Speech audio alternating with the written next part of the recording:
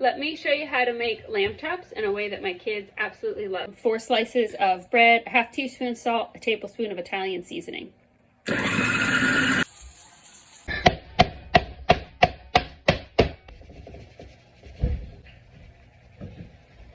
This is the kids' dinner since Sam's working late tonight and we're going to eat later.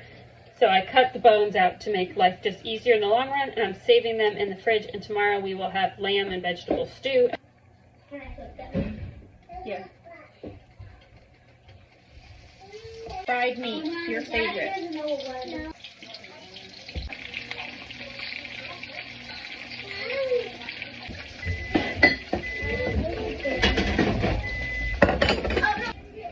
They kind of look like lamb nuggets, I guess.